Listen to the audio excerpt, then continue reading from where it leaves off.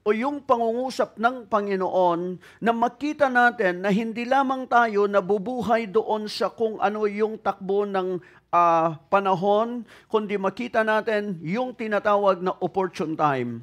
Na out of the chronos ay makita natin yung ating kairos. Makita natin yung ating panahon na masasabi natin na alam naman ng bawat isa sa atin. Mararamdaman mo yan because there is something on the inside of you na magsasabi na eto na yon, eto yung panahon mo, eto yung breakthrough mo, eto yung miracle mo. This is your time.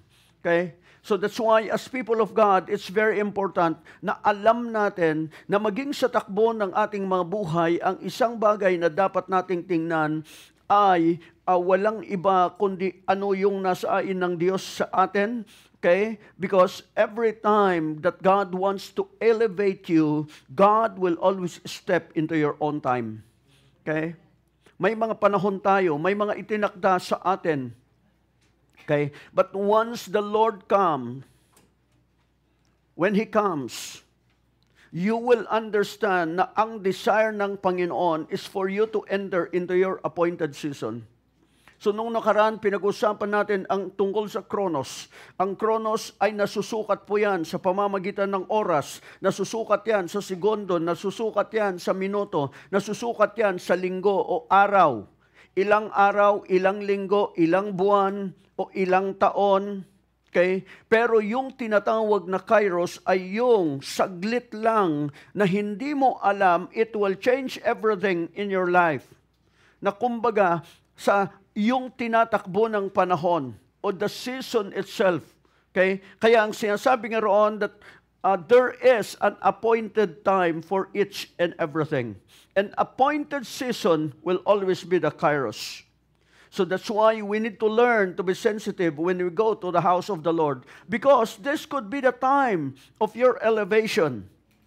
Madalas sa buhay na to, kapag merong pangyayari o merong mga problema na pinagdaraanan sa buhay natin, hindi natin makikita kung ano yung opportune time natin dahil nakafocus tayo doon sa normal na kaganapan o normal na takbo ng panahon. Okay? So, lalo na kapag maalwan na yung buhay natin, lalo na kapag komportable na tayo, dumarating tayo doon sa kalagayan na relax na tayo. Yung tinatawag ng karamihan, the place of hayahay. Okay? Alam niyo yon? Yung hayahay ka na. Wala ka nang intindihin eh. Wala ka nang iniisip eh. Okay?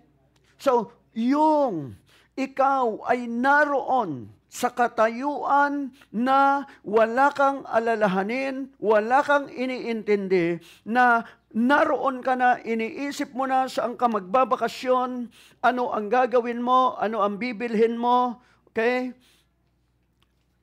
But suddenly, the word is suddenly, here comes a news. Isang balita na gugulantang sa'yo, isang balita na kung saan uugain ka. So, yung pundasyon ng buhay mo ay mauuga.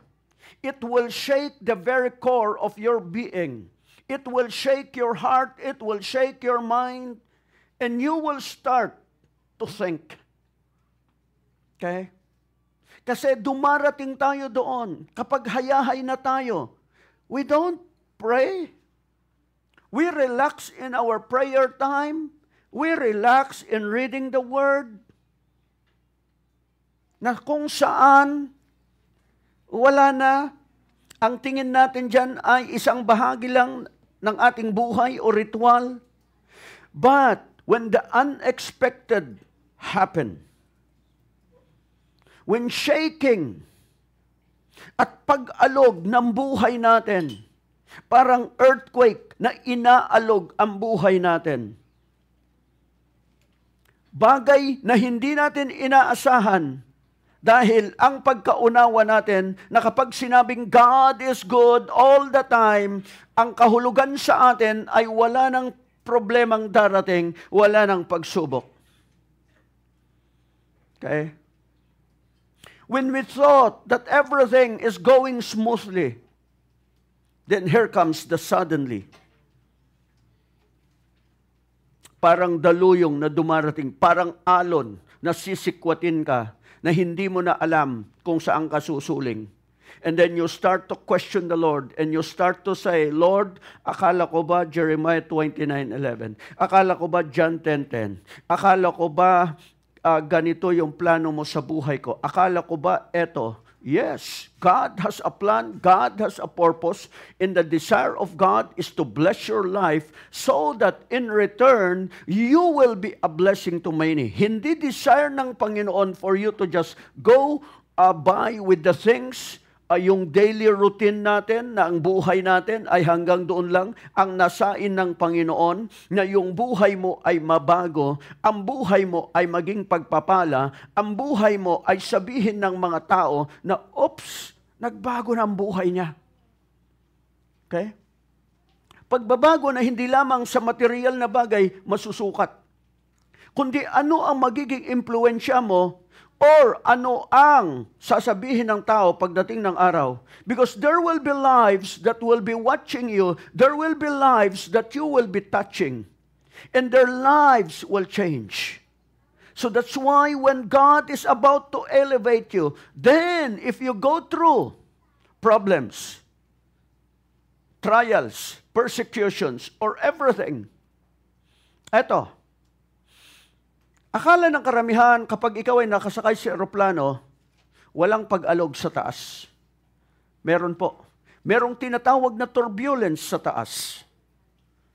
At kapag dumaraan ka sa pag-alog sa taas, ang magagawa mo lalo na kapag malakas ay walang iba kundi ang manalangin.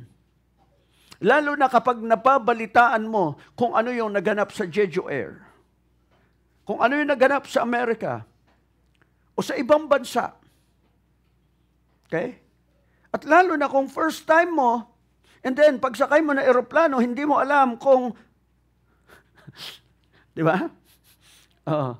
Yung ating mga helps, nung kasama namin, sabay-sabay ba tayo ng bababaan? Di ba? O kaya pag magsi-CR ka, baka pagbukas mo, baka kung saan ka na humantong. See, in this life, the unexpected will happen. And when you go through things in life, tough times, rough times, turbulent times, what are you going to do? So let's go to a passage of Scripture that is very familiar sa karamihan sa atin. At lahat tayo, can we all read it? And thank you sa ating FCT. Ready sila palagi.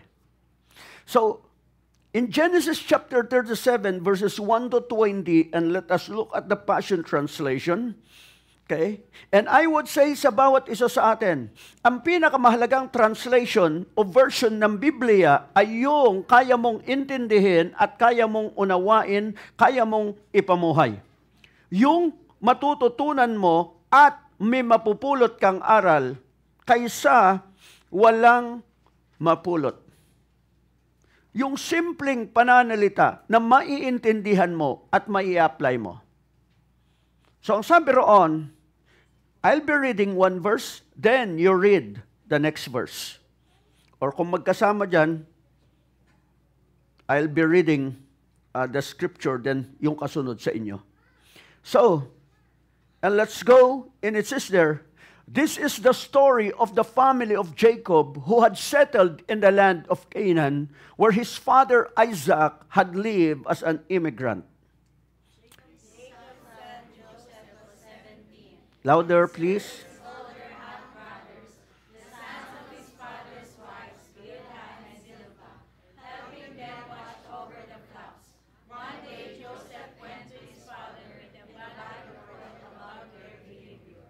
Now Israel's love for Joseph surpassed that for his other sons, because he was born to him in his old age. So Israel had made him a richly ornamented robe.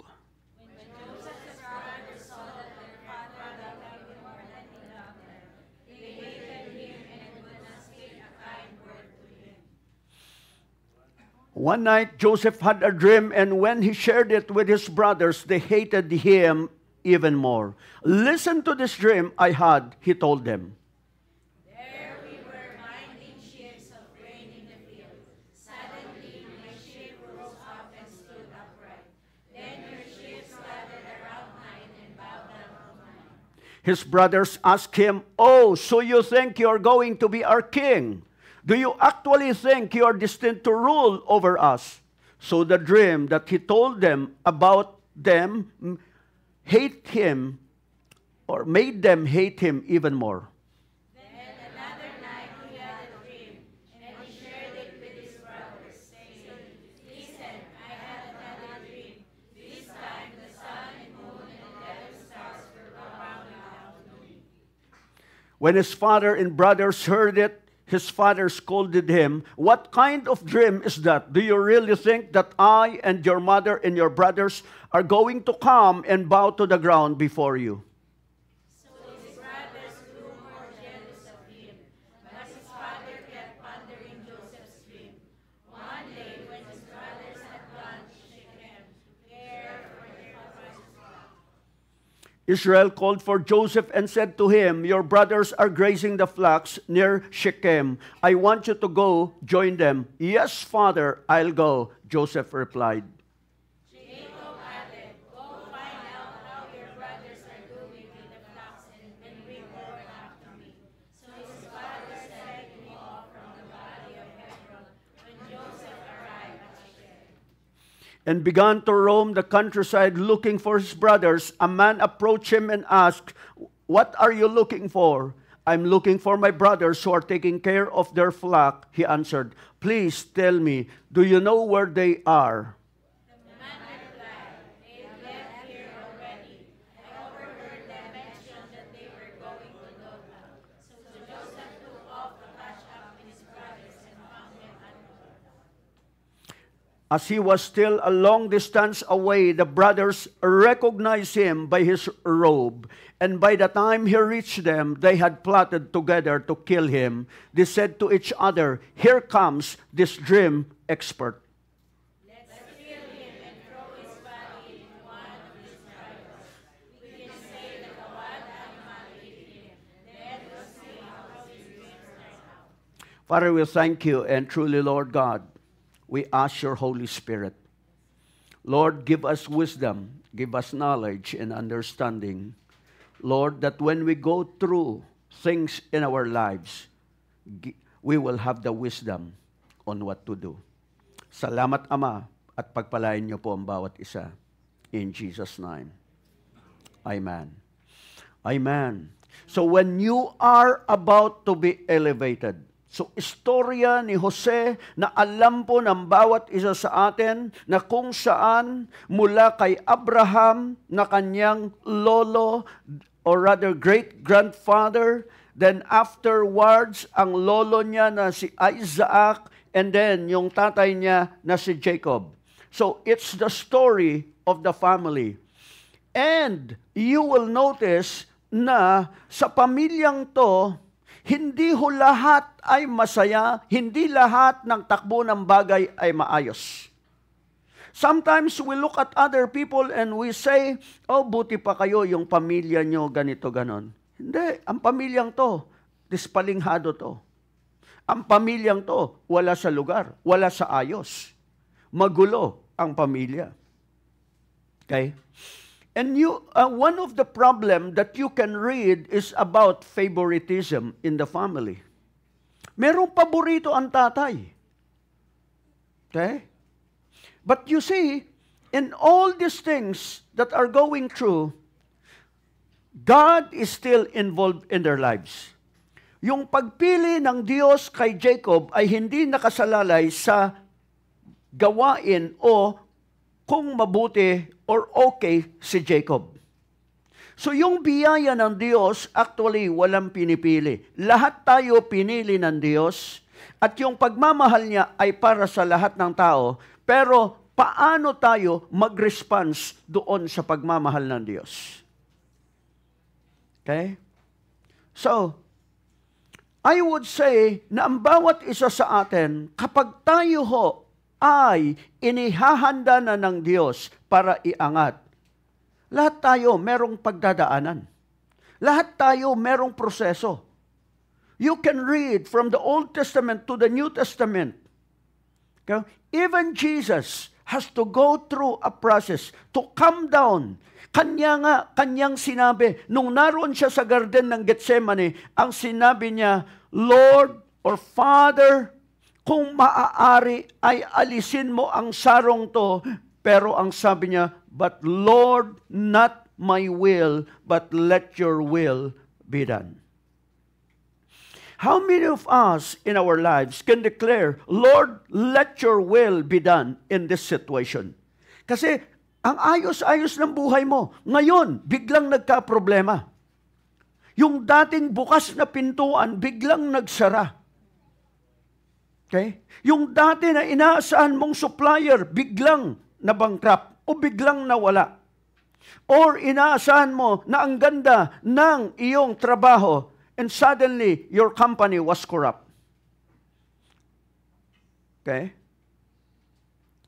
At na-bankrupt. And now kailangan magsara. Or merong relocation ang inyong kumpanya. So, you see, in this life, you will notice na katulad po ni Joseph. So ang sinasabi rito, this is the story of Joseph. One thing is, God is involved in their life. Kasi kung wala ang Diyos, and as a believer, God is always involved with us. Amen. Pero bago tayo iangat ng Diyos, may mga sa pag-uugali natin, merong mga matatalas na bagay na kailangang tapyasin, kailangang i-mold, kailangang alisin. We have rough edges in our lives. Okay? So, the thing is, everybody wants promotion. Everybody wants increase. Level up. Pagbabago. But are we willing to go through the process and the challenges na ating kakaharapin? Unang-una, bago ka iangat, eto, isang pundasyon na kailangan matutunan natin, halimbawa, as you go through the process, unang-una, naaayusin sa'yo yung disiplina. Okay? So, in the process, doon sa proseso at mga hamon ng pag-angat o pagbabago, bago ka iangat, yung disiplina. Disiplina ng ano? Disiplina ng kahandaan na maglingkod. The willingness to serve. Are you willing? Maliwanag ang sinabi ng salita ng Diyos sa aklat ng Isaiah, if you are willing and obedient, you will eat the good of the land. Ilang beses yata isinere yun ni Brother John Kell, di ba? Nang isang bagay na natutunan nila is yung willingness. So, are you willing? Okay? Are you willing and obedient? Because you can be obedient, but you are not willing. Saan yung matatagpuan yon? Ha? Ayan, pinakita na sa inyo eh. Isaiah chapter 1 eh. NLT, if you will only obey me, you will have plenty to eat. NLT yan, New Living Translation. Kaya pag nagkukulang sa pagkain, ano ibig sabihin nun? Ha? Come on. Ang sabi niya ron, if you are willing and obedient, you will eat the good things of the land. So are you eating the good things? So willingness. You can be obedient, but you are not willing. That's why, first and foremost, the willingness to serve. So yung verse 2, ang sabi roon, okay? Sa verse 2, Jacob's son Joseph was 17 and, ano sabi? And he what? Served. Sino? Half-brothers. Older brothers. How many of our children know how to serve? Gaano karami sa atin o sa mga bata o sa mga anak natin, lalo na pag oras na ng kainan, sino ang naghahain? Yung anak o yung nanay? Nanay. Yung anak, hayahay. Yung anak, tatawagin na lang para kumain, pero ang hirap pang tawagin. Di ba?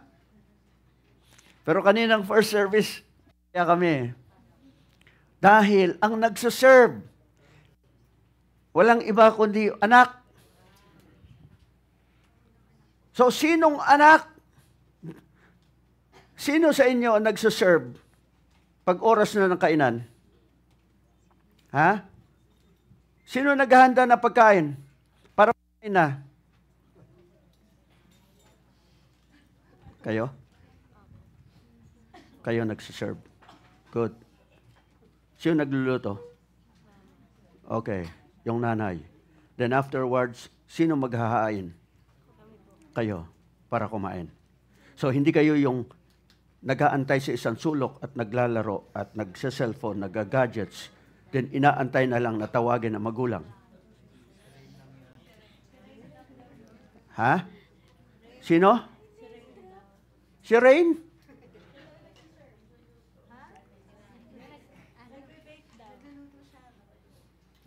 So, di ba? Awayin ka mamaya nanay mo.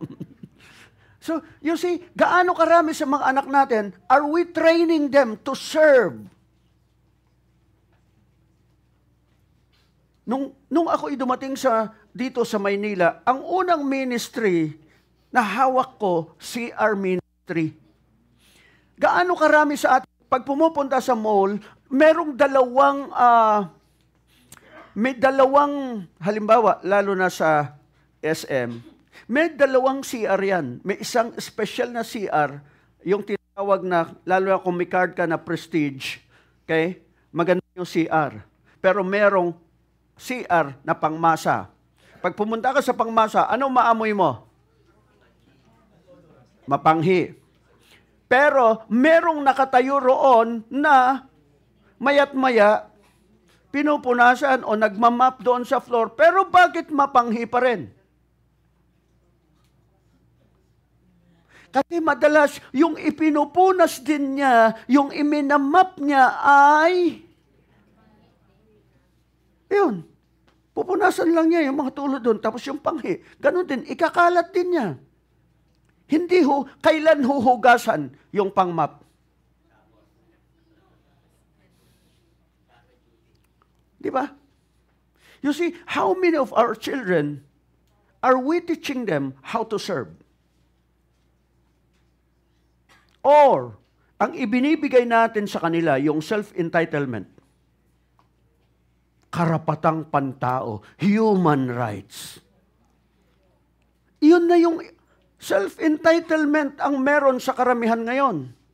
Dati, way back in 80s and 90s, nung ako'y pumunta rito, dyan sa Evacom noon, mga kabataan, I can remember na one time merong tumatawid na matanda, hindi humihinto yung mga sakyan, and then nakita namin na kailangang merong mag-traffic dahil wala pang overpass noon. Okay? So, we have to stop. Yung mga kabataan na nakatambay, takbuhan din. Pinahinto yung mga sasakyan, kabilaan. And then yung matanda, kanya-kanya kaming buhat ng mga kabataan para itawid siya.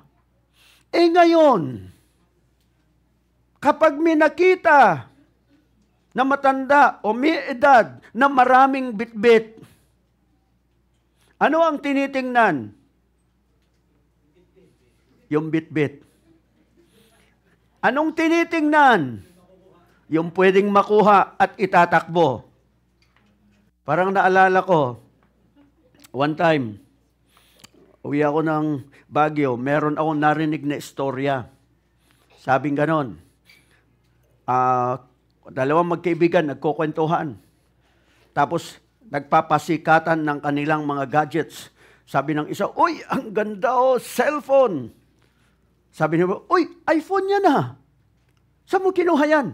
Sabi ng kaibigan niya, napanalunan ko to. Saan? May paligsahan. Saan? Sa Burnham. Anong meron? Takbuhan. Nanalo ako sa takbuhan. Sabi ng kaibigan, wow, galing naman. Yun ang papremyo? Oo. Sinong kakompetensya mo? Sabi niya, pulis. So, nanalo siya sa takbuhan. See? So, tingnan natin sa panahon natin ngayon, gaano karaming kabataan that they are willing to serve.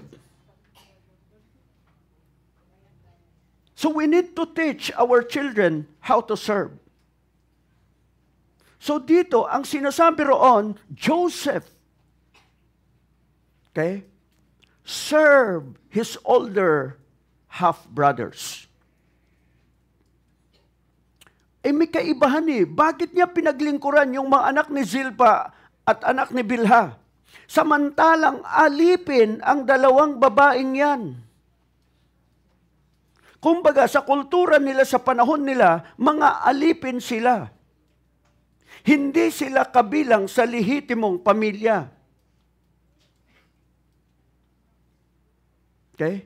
Siya yung official na pamilya. Pero bakit niya pinaglingkuran yung mga anak ng alipin nila? The attitude of servanthood. Okay? And you see, sa verse 13, you can read, nung utusan siya ng tatay niya, nung sabihin ng tatay niya, o nung tawagin siya ng tatay niya, at ang sabi roon, your brothers are grazing the flocks near Shechem. I want you to go join them. Yes, Father, I will go. Joseph replied. So, pumunta siya na Shechem. Pero anong nag-aantay sa kanya sa Shechem?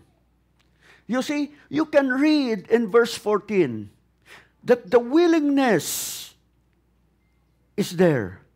The obedience to pay the price. So Jacob added, go find out how your brothers are doing with the flocks and bring word back to me.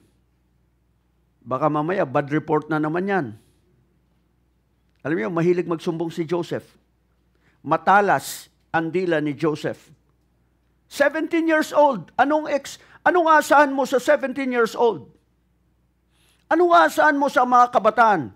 Kapag hindi natin sila tinuruan, iba-ibang personalidad ng bawat tao at merong mga bata na matatalas ang kanilang mga pananalita. Okay? Matalas ang kanyang pananalita.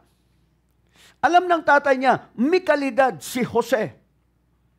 So inutusan niya to go. So his father sent him off from the valley of Hebron to Shechem. Mula Hebron hanggang Shechem. Pag binasa natin ang Biblia natin, is, tuldok lang yon. Pagkatapos niyan, saglit lang. Pero, kapag pumunta ka ng Israel, mula sa Hebron, patungong Shechem, 4 na araw na lakaran. So the willingness to serve and say, yes, Father, alam Shechem, alam niya gaano kalayo. Alam niya na walang e-bike, walang sidecar, walang tricycle, walang motor, wala siyang kabayo. Lakad lang. Pero willing siya na maglakad 4 na araw. And then, pagdating niya sa Shechem, wala sila. Nasaan sila? Nasa Dothan. Okay? You can read that in verse 17. Mula Shechem, Shekem hanggang Dotan, isang araw. So, kaya nyo? Kaya? Di ba, Brother John Kel? Ha? Punta kami mainit. O lalo na nasa Benguet pa kami. Sabi sa amin, dyan tayo pupunta, 20 minutes lang yan. 20 minutes ba yung sabi? 20 minutes. Pero hindi 20 minutes yun. Sabi ko, nung tinitingnan ko, sabi ko, 2 oras to. Kasi, pababa. Then, aakyat ka. Tiningnan ko si Brother John Kel. Akyatan nito. Ha? Then, afterwards, punta kami Mountain Province, punta kami mainit. Buti nilang, merong mabait na kapatid doon. Sinervis kami, dinala kami doon sa malapit sa pupuntahan. Pero karsada, then bababa ka. Tapos, aakyat. Pagtingin ni Brother John Kel, dyan tayo dadaan. Sabi ko, hindi. Isip ako, doon tayo. Mas malayo, pero iikot tayo. Pero, umikot kami. Pero ilang stopover yon. Ilang minuto tayo na naglakad? Bago marating ang church? Pero may stopover. Ako, pag nanonood ako sa inyo, pag tinitingnan ko yung umaakyat, nakikita ko, gaano karami nag-stopover sa second floor?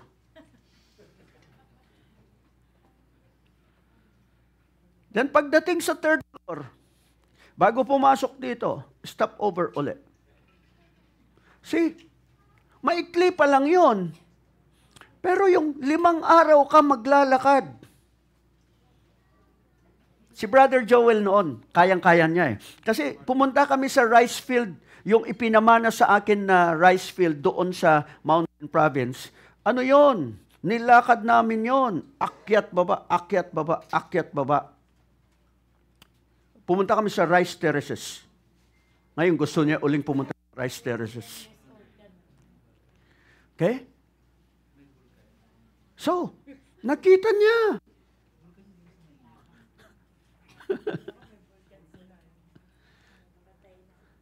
Sabi ko, ngayon kaya makakapaglakad siya. So you see, 5 days. So are you willing to pay the price?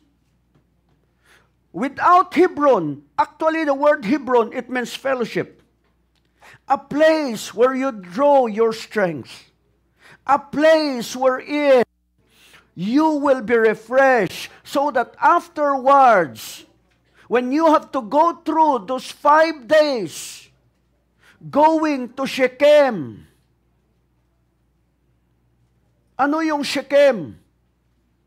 Ito yung lugar kung saan nangako ang Diyos kay Abraham.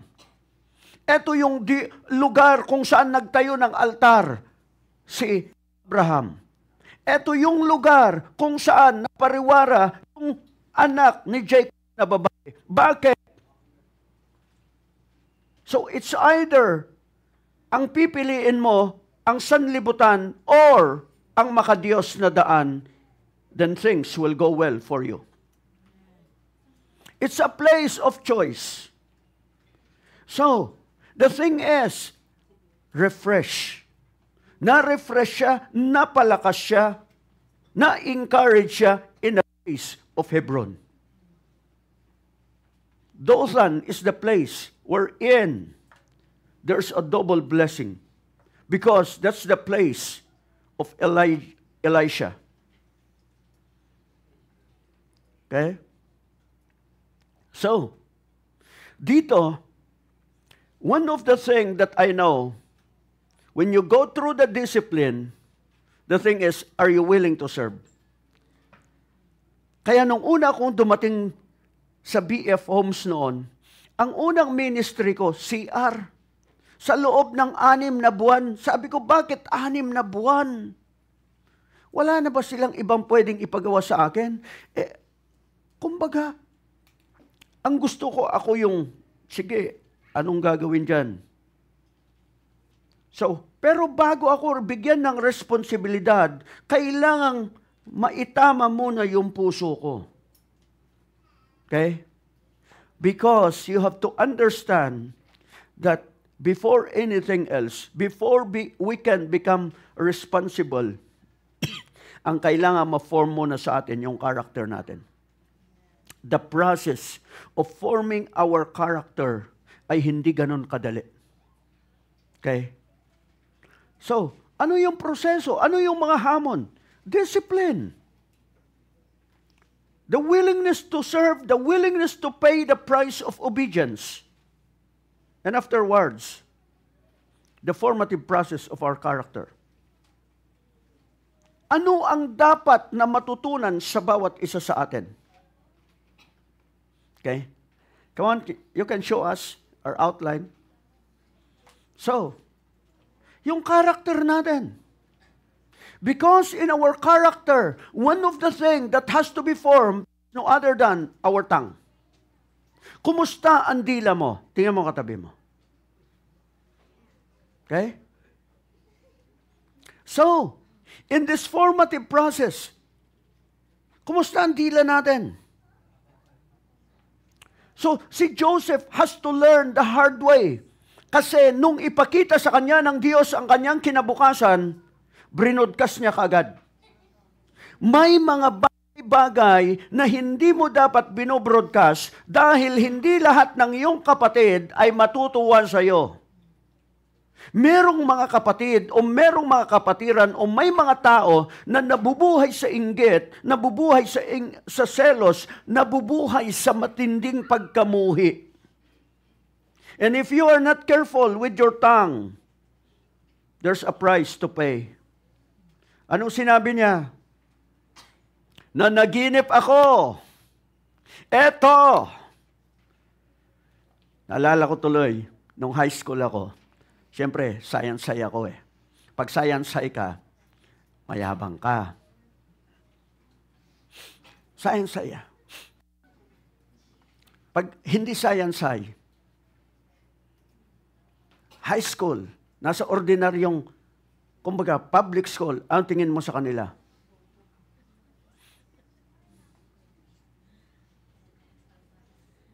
Merong, yung kabatch ko, may tinatanong sa akin.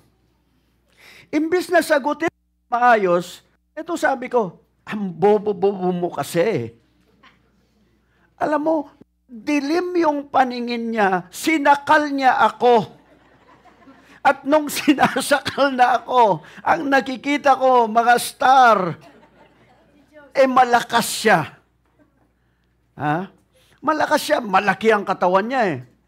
Kasi hindi siya makapasa-pasa nung nag-aaral. Kaya naabutan namin hanggang elementary, hanggang high school. Kasi hindi makapasa-pasa hanggang magkaedad. Medyo may edad na siya. Sinakal ba naman ako? Nasa loob kami ng jeep.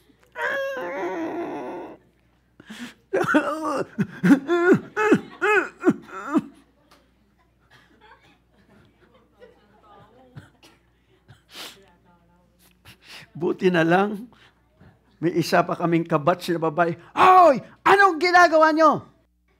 Tinawag yung pangalan noon, sabay-sabay, "Anong ginagawa mo kay William?" Sabi, "Ang yabang-yabang kasi." Sinasakal ako. Buti na lang po, umakyat yung kabatch namin, sinampal siya. "Bitawan mo yan." Kahingan ako, sabay-sabi sa "Ikaw kasi William, huwag ka naman kasing padhalos-dalos ng pagsasalita. Imbis na tulungan mo eh." Lesson learned. Kung ayaw mong mamatay, ibantayan mo yung dila mo, huwag kang mayabang. Okay? So, si Joseph, bakit? Kadadaldal niya doon sa mga kapatid niya. Lalo siyang kinamumuhian. Kaya ang sabi ng mga kapatid niya, tingnan nga natin kung ano mangyayari dito sa dreamer na to. Tingnan natin nga kung ano ang mangyayari sa mga pangarap. Okay? We'll see how his dreams turn out. Kasi ang sabi nila, let's kill him. You have to Remember, ang jealousy, ang selos at pagkamuhi, pag nagsama yan, nakamamatay yan. Okay? Kaya kapag mahirap eh. Pag ang mga kapatid mo nakangiti palagi sa'yo, tingnan mo muna, baka ngiting aso yan. Na naghahantay lang yan, nasakmalin ka. Inaantay nila kay Joseph. Mapalayo. Malayo pa lang si Joseph. Alam na nilang si Joseph yon. Bakit? Kasi siya yung paborito ng tatay, ginawan ng tatay nila ng kakaibang damit o damit ng isang tagapamahala, damit ng isang prinsipe. Maraming kulay na sabi kung ano ang kanyang katayuan sa loob ng pamilya. At ang damit na yon, okay, para doon sa mga nagsasabi na sa church kailangan ang babae nakapantalon, hindi nakapantalon. Well, sa palagay nyo sa Middle East, may pantalon sila. Yung damit nila ay hanggang saan? Hanggang ngayon, di po ba? Yung damit nila ay hanggang kapag ang mayayaman, ang damit nila, ang tawag dito? Hanggang dito, yung damit. Long sleeve. Pag yung mga alipin, mga trabahador, hanggang dito lang. And then, hanggang dito. Hanggang tuhod lang. Okay? Pero yung mga pamunuan o mga mikaya o matataas ang posisyon, naka-long sleeve sila, hanggang sa paa. Okay? Covered sila, protektado sila. Kaya alam nila kung ano ang katayuan ng isang tao. So, kita nila kagad si Joseph. Sabi niya, eto na ang mapangarapin. Tingnan nga natin. So sabi nila, patayin natin. So you see, there are things in this life that you don't have to be revealing or speaking to others. You have to keep quiet until such time, antayin mo yung takdang panahon kasi hindi lahat ay matutuwa na ikaw ay umangat. Antayin mo pag umangat ka na, saka ka magsalita. Okay? So, yes. Just imagine, ilang kapatid niya ang nagkakutsaba. Kumbaga, sa panahon nila noon, wala pang messenger. Wala pang GC. Wala pang group chat. Pero may, ano na sila? May pag-uusap na sila. Oh.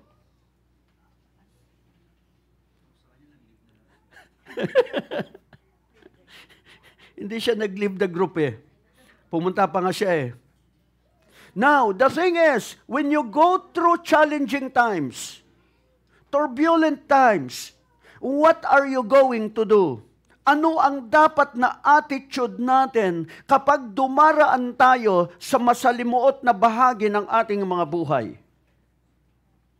I believe one of the things na nakita ko sa kanyang buhay is the ability to pray and to meditate on the Word of God. Kaya sa huling bahagi ng kanyang buhay, nung ang kanyang mga kapatid ay nagsisisihan, bakit ba kasi nila ginawa kay Joseph yon? Ang sabi ni Joseph sa kanya, huwag kayong mag-alala. Hindi kayo nagpadala sa akin sa Egypt.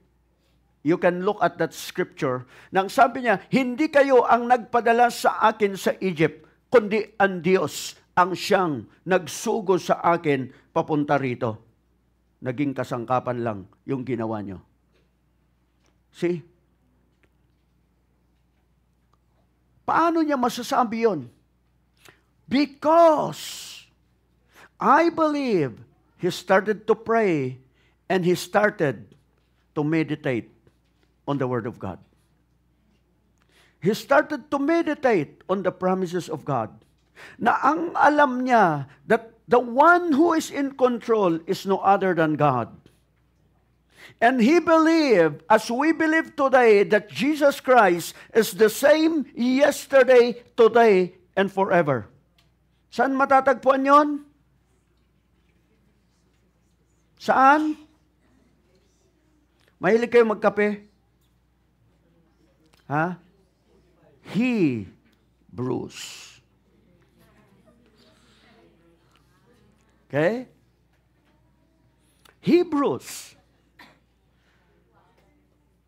As well as yung sabi ng Panginoon, be still and know that I am God. Sinabi niya kay Moses, maging sa aklat ng Exodus, ang sabi niya, be still and you will see the salvation of your God. Okay?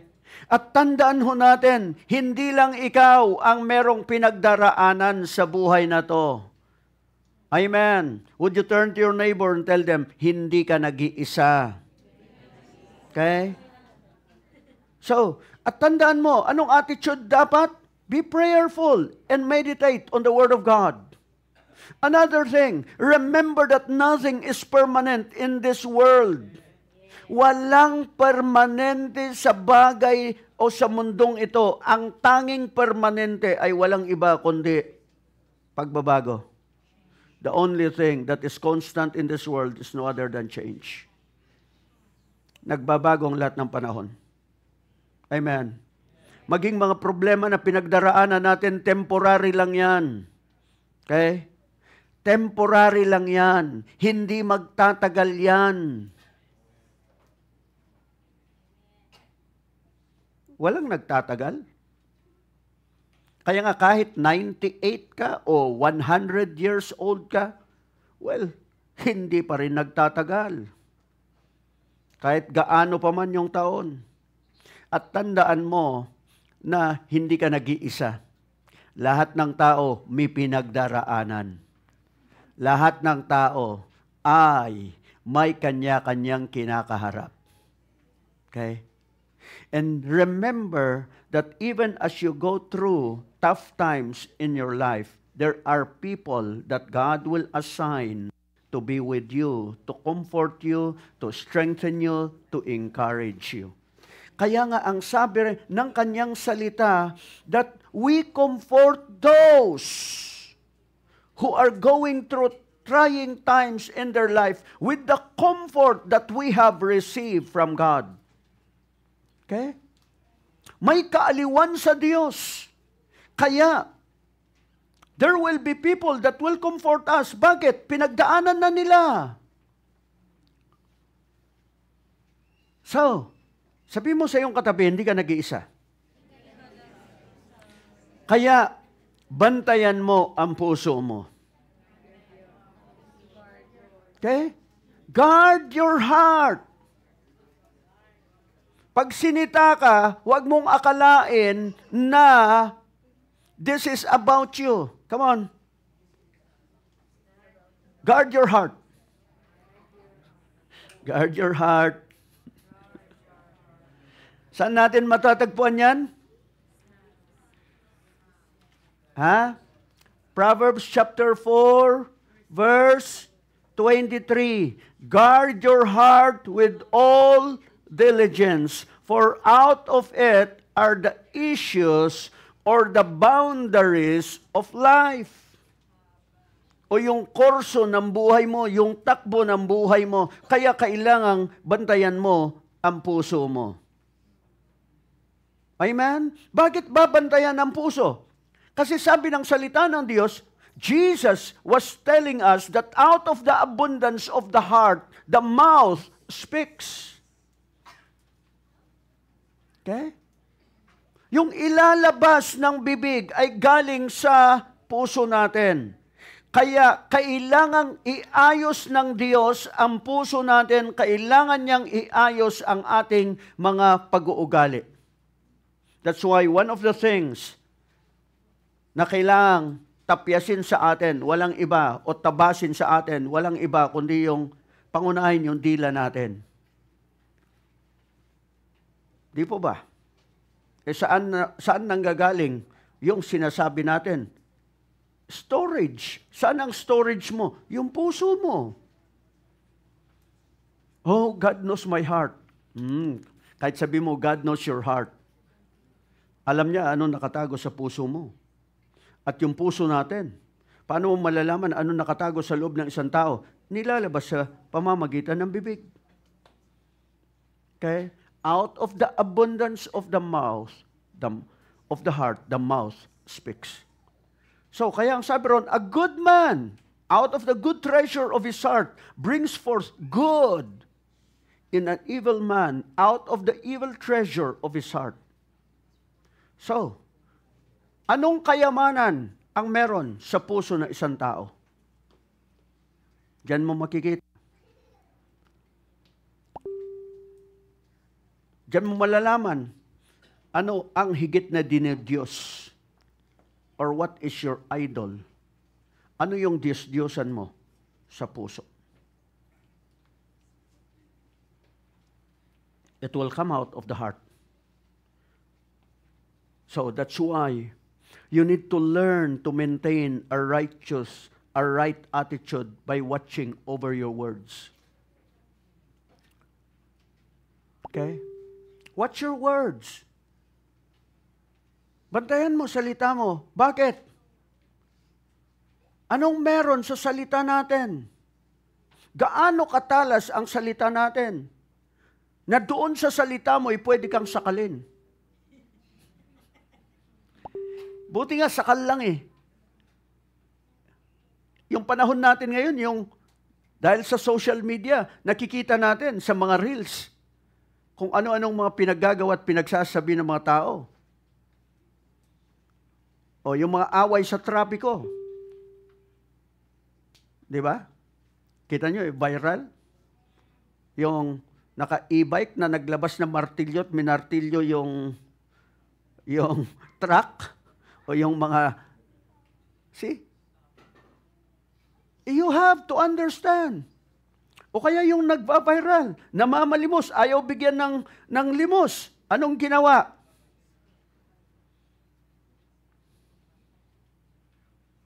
See? That's why we need to learn. The first thing is your attitude. Because your attitude, it will be your gauge to your altitude in this life. What's your attitude? Ano yung gauge mo?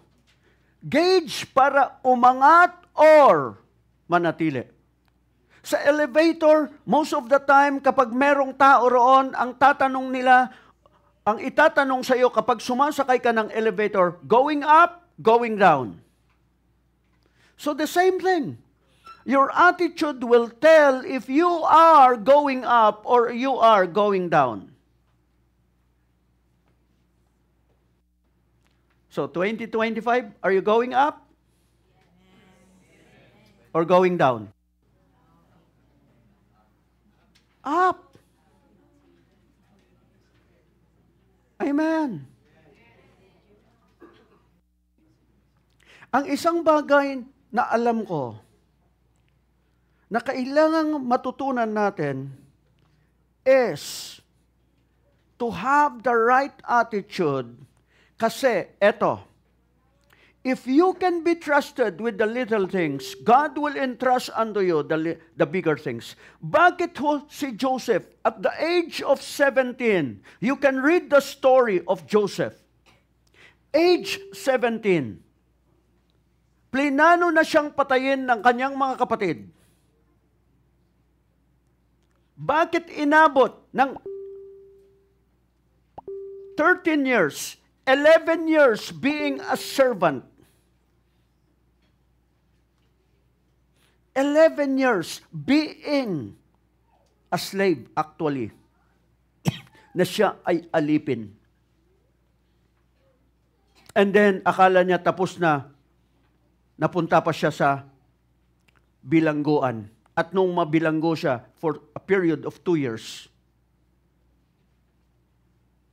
bago siya, 13 years yung pinagdaanan niya na proseso ng kanyang buhay. Pero nung iangat siya ng Diyos, naging pangalawang tagapamahala ng buong Egypt, ng buong bansa. But along those years, he has learned wisdom. Kasi kapag kabataan pa, ang kulang sa karamihan, wisdom. Kahit nga may edad na eh. Kaya nga merong sinasabi sa ating mga Pilipino, merong kasabihan, ang tanda-tanda mo na, wala ka pang pinagkatandaan. Sabi mo sa iyong katabi, hindi ikaw yun.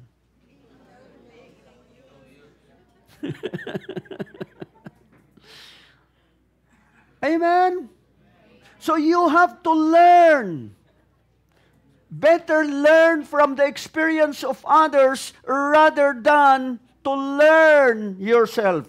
Because ang sabi ng iba is, mas maganda man naman yung experience. But you can learn experiences of people.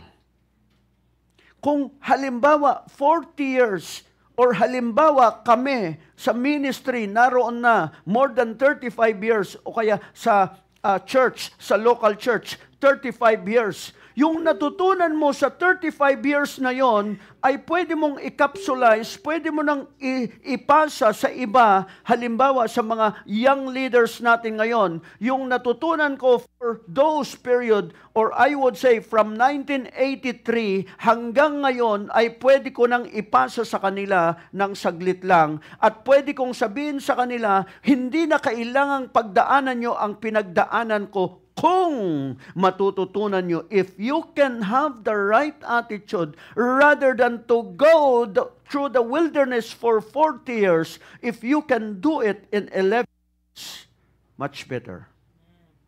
What do you like? What do you like? 40 years? Or 11 days? See? Merong elevation. Katulad, halimbawa, 1987, nung ako ay unang pumunta ng Dumaguete. So, sumakay kami ng barko. 3 araw.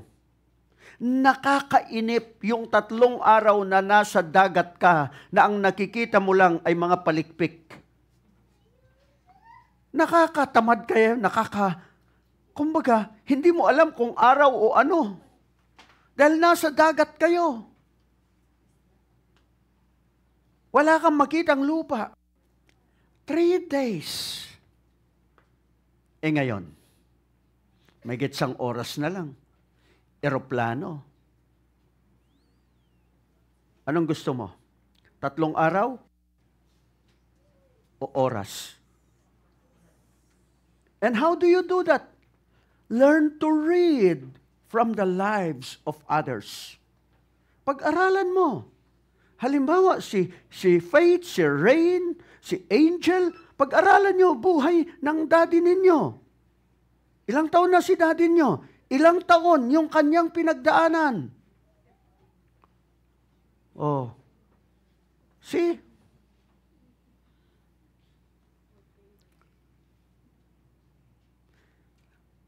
Your attitude will be your gauge to your altitude in this life.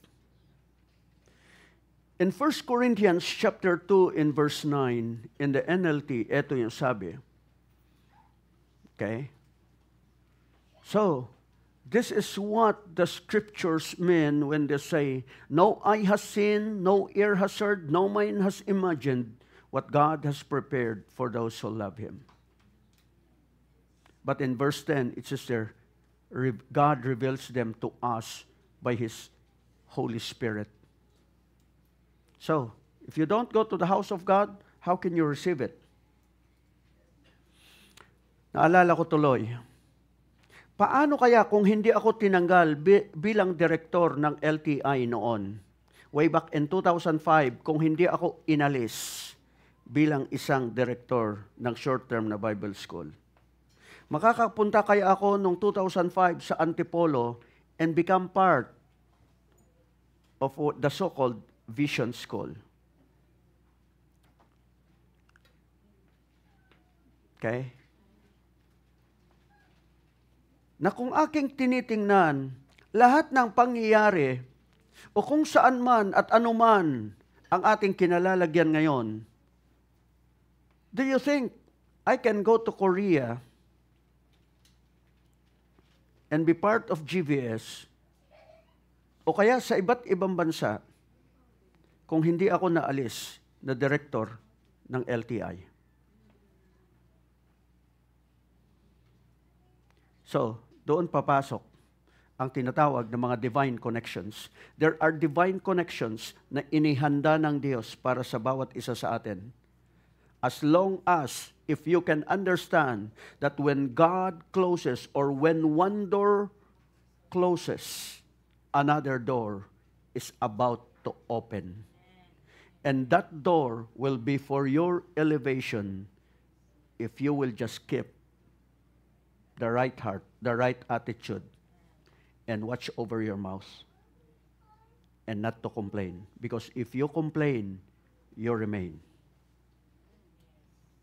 Imbis na next in line ka na, karereklamo mo, balik ka sa hulihan. Mamili ka. Pag yung iba binigyan ng ayuda, huwag ka nang magreklamo. Bakit wala ka? Bakit wala ka sa listahan? Pasalamat ka, may Diyos ka. And start to sing, God will make a way when there seems to be no way. Or start to sing, Waymaker. Amen? Alam niyo Waymaker? Ha? Waymaker? Anong kasunod? Miracle worker, promise keeper, light in the darkness. My God, that is who you are. Dapat iyon ang attitude mo kapag dumaraan ka sa mga bagay-bagay na hindi kayang ipaliwanag dahil ikaw ay isineset up para sa isang himala at para sa isang pag-angat sa buhay na to, because the intention of God for you is to really bless your life, for you to walk in the blessing that God has already blessed you, and so that you can fulfill being a blessing to many others. Amen.